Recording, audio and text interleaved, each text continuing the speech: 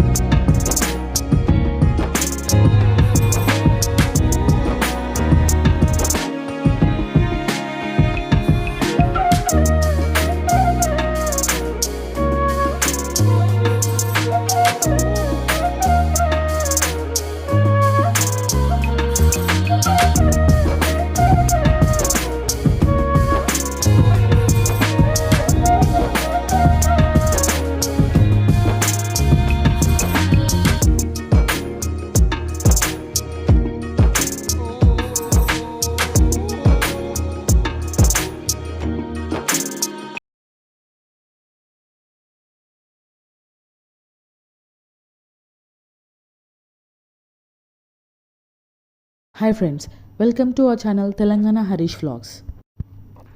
షిమ్లాలోని ఎత్తైన శిఖరం జకు కొండపై ఉన్న జకు ఆలయం ఒక పవిత్ర స్థలం కంటే చాలా ఎక్కువ.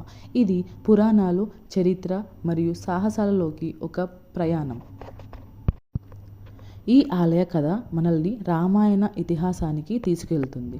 లంకా యుద్ధంలో లక్ష్మణుడు తీవ్రంగా గాయపడినప్పుడు హనుమంతుడు ప్రాణాలను రక్షించే సంజీవని బూతిని తిరిగి పొందడానికి హిమాలయాల వైపు పరిగెత్తాడు. ఆకాశంలో ఎగురుతున్నప్పుడు హనుమంతుడు జకు కొండపై ధ్యానంలో ఉన్న ఒక యక్ష ఋషిని చూశాడు. ఆసక్తితో అతను ఔషధ మూలికల గురించి మార్గదర్శకత్వం కోసం దిగాడు. హనుమంతుడు అపారమైన శక్తితో దిగుతుండగా శక్తివంతమైన జకు పర్వతం యొక్క ఒక భాగం భూమిలోకి మునిగిపోయింది. కొండ దాని ప్రస్తుత ఎత్తులోనే ఉంది. తనకు అవసరమైన సమాచారం అందుకున్న తర్వాత హనుమంతుడు తిరిగి వెళ్ళేటప్పుడు ముని వద్దకు తిరిగి వస్తానని వాగ్దానం చేశాడు. అయితే సమయం కోసం ఒత్తిడి చేయబడి అతను అయోధ్య ద్వారా ఒక షార్ట్కట్ తీసుకున్నాడు. ముని వృధాగా వేచి ఉన్నాడు. విచారంగా ముని తన గౌరవార్థం ఒక ఆలయాన్ని నిర్మించాడు మరియు గర్భగుడిలో హనుమంతుడి స్వయం వ్యక్త విగ్రహం కనిపించింది. ఈ రోజు వరకు ఈ ఆలయం ఈ దైవిక నాది టోపీ తీసుకున్నది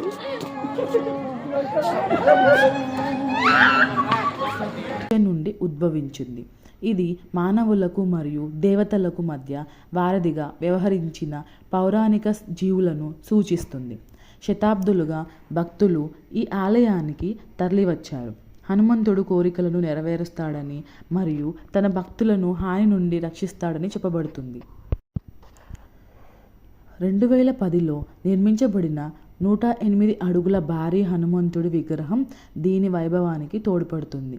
ఈ అత్యున్నత అద్భుతం ప్రపంచంలోనే ఎత్తైన విగ్రహంలో రాత్రి సమయంలో చూడండి. Manali night time view sir మామూలుగా లేదు, అదిరిపోయింది. అక్కడ మొత్తం మంచులా కురుస్తుంది. అడంతా సీనరీ చాలా అదిరిపోయింది. చలి మాత్రం భయంకరంగా ఉంది. నా గెట చూపిస్తా చూడండి ఒకసారి. చూపిస్తున్నా. ఇంకా కప్పుకున్న అసలు సరి పట్టేసింది. నాకు సరిపడది, బట్ రిస్క్ వేసుకొని చేద్దాం ఒకసారి కూడా, మనం రాలే కాబట్టి. సో ఇంకోసారి రాను, ప్రామిస్. అమ్మో, లోపల ఎన్ని షర్ట్లు వేసుకున్నా నాకు నా వల్ల అయ్యేటట్లేదు.